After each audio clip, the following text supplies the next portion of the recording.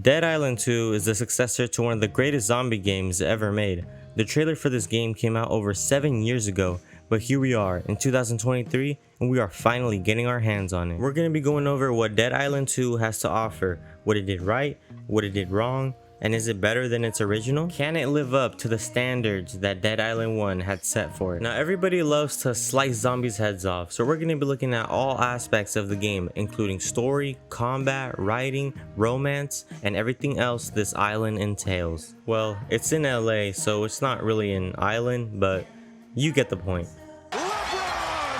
This video took a pretty long time to make, so I would appreciate if you could subscribe to the channel, and let's go.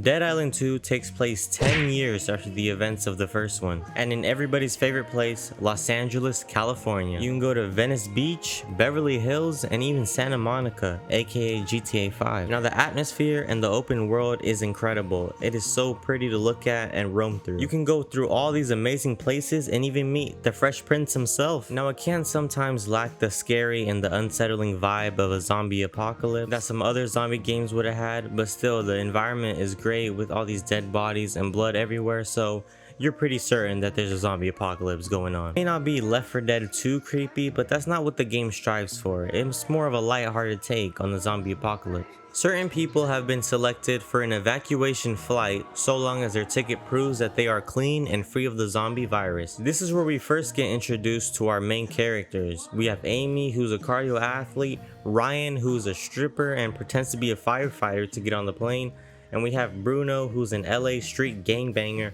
who steals someone tickets off their phone.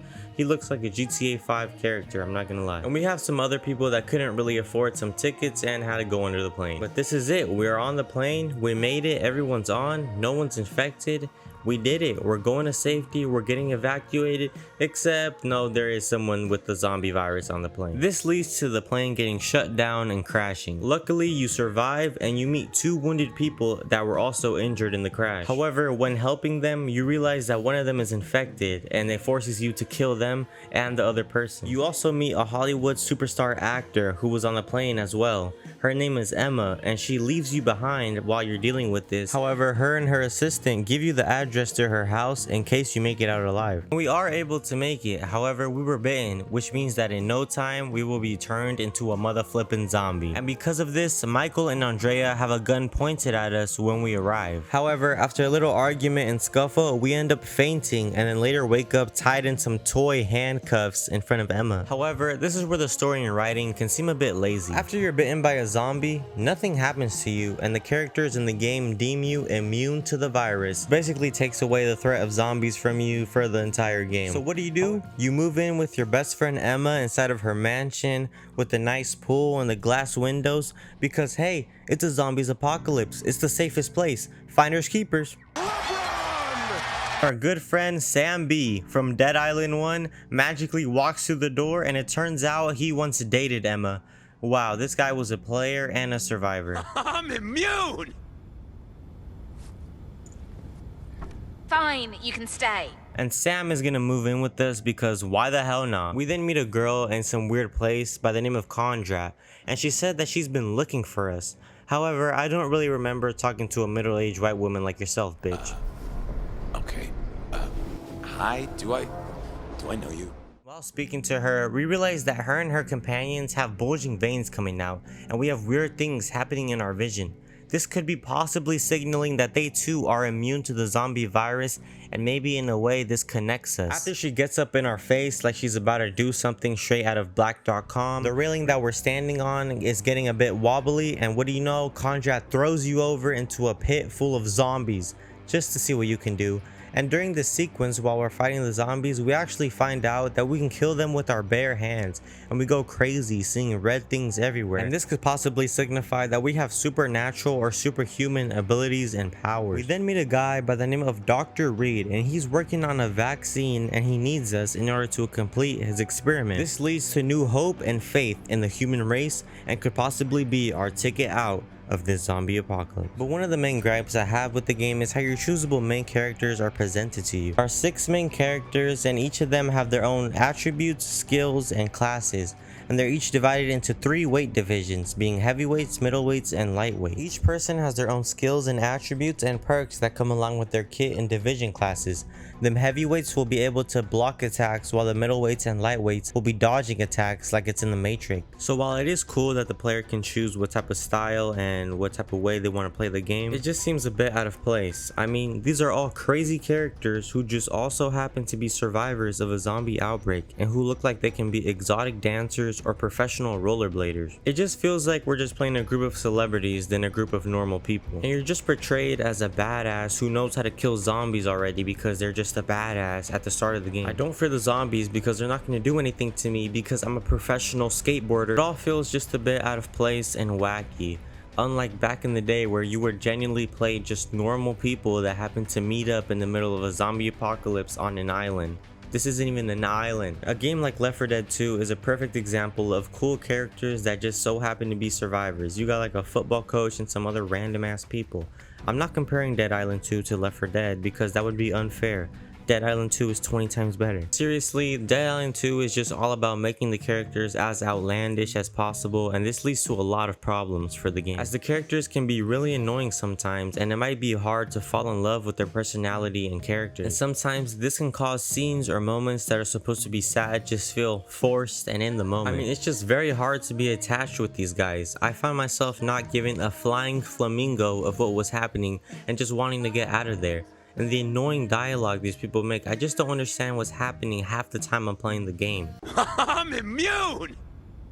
Dead Island kind of just tries to appeal to everybody and to all the different audiences and demographics. Hey, Roxy, we got company. Find your jeans. I mean, old people, young people, kids, ancient people who have played the first game, it just causes it to feel like it doesn't really have a direction or focus. And while this isn't a bad thing all of the time, it certainly is in Dead Island 2. Because when you try to appeal to everybody, you appeal to nobody sometimes. Hey, I told you to stay off that foot. You want me to cut it off? Come on. This takes us to the gameplay. While very gory and fun, seems kind of cartoonish and doesn't really get the vibe of being scared in zombie apocalypse. So you have to see what you like more in zombie games. Do you like being scared and frightened, or do you like the lighthearted take and the funny stuff happening? Because Dead Island 2 is very lighthearted and funny in the way that it comes off, and it doesn't come off as a scary horror game that you get surprised at every corner you walk through. Now in my opinion, I love that type of game where you're just funny and cringy but yet still interesting story. I mean, you get to go to Santa Monica and a beautiful beach and you're just an absolute badass. But on the contrary, a bad thing that comes with that is that I'm just not really scared of dying. The gameplay can seem mindless and just a chore sometimes that you have to get out of the way. Instead of having to scratch and claw your way through the Dead Rising, the game just gives you stuff from the start, and from the jump it's pretty easy. Guns in this game are very good and fun to use, but you won't have a lot of ammo, so you'll probably be using a melee weapon most of the time. Puzzles in this game are pretty boring. Honestly, I'm not a fan of puzzles in any game, but in this game it's pretty much just grab the valve, grab the thing, put it over here, go do that, turn it, get it over here, but you get what I mean, man. It's just not that fun, and I don't think any game should include it. Just like Dead Island 1, there aren't set difficulties. Instead, it follows a level system, with some zombies being harder than others, and it's like this from the start to the finish. Now, I'm a really big fan of being able to choose your difficulty of the game, but in this game, it's honestly just pretty easy. You just run through zombies without challenge or threat of dying. And I think that was one of the worst things about this game. I mean, the first Dead Island had you on your heels the whole entire time, and it was very scary but yet fun and challenging. In this game, you're just an immune badass, so you're good, keep walking. For a lot of the game, you're just going to be using the same weapons and seeing the same animations a lot of the time. There's not a lot of progression going on, as you're not starting as a normal person, but more like a superhero. But besides that, the weapons are a lot of fun to use, and the violence and goriness is top tier. The guns and melee weapons run smooth and gives you a zombie experience of killing, making it, while very easy, also very enjoyable. And much like Left 4 Dead and other zombie games, you're able to cut the zombies open and see their internal organs, as well as all the blood and limbs shooting off as you're slicing them. Their skin is ripping off, exposing their bones and brains. The zombies can catch on fire. Acid can make their bodies just melt. You can use electricity, and once the zombies are dead, they're just like this burnt kind of red thing, and it's just very cool details. And this is something that Dead Island 2 does very well, adding small details and environmental factors like this. Example, when you're burning a zombie, he'll burn alive in front of you, then when you look at his dead body, he's burnt to crisp, and the texture is just amazing. You can use stuff in the environment to your advantage in order to kill the zombies in very cool and unique ways. It can vary to lighting them on fire, lighting them with gasoline, using barrels that are around. Once again, the atmosphere is really incredible. Feeling like you're in Santa Monica and Los Angeles, it's absolutely beautiful and runs very smoothly on any console or PC that you're playing. And the small details in the world and the environment is also really cool. I love when games add environmental factors to where you can break the buildings, you can destroy rooms, set things on fire,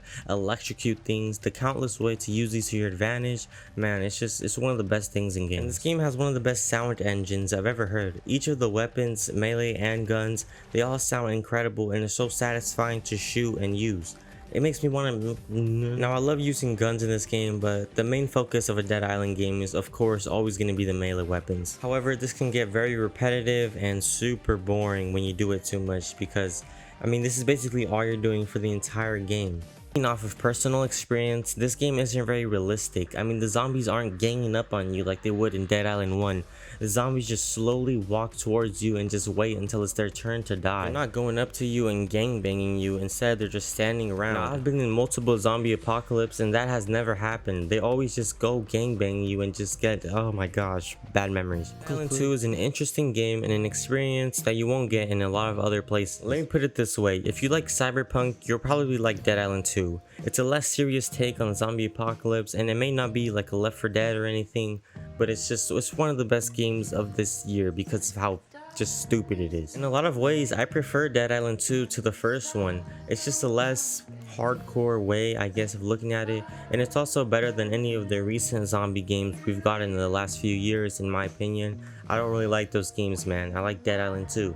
But to say that it's way ahead of the first Dead Island would just simply not be true. It's not way better.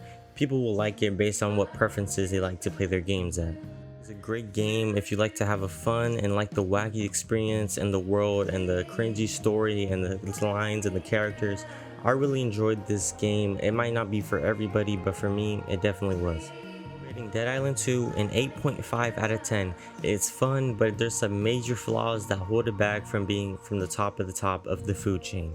I will conclude the worst Dead Island 2 video on YouTube, and I don't think it's a competition, man. On a scale of 1 to 10, rate this video of how good you think it was, and I give Dead Island 2 a buy if you like to cringe and laugh at the same time. Just wait till the game goes on sale, you know.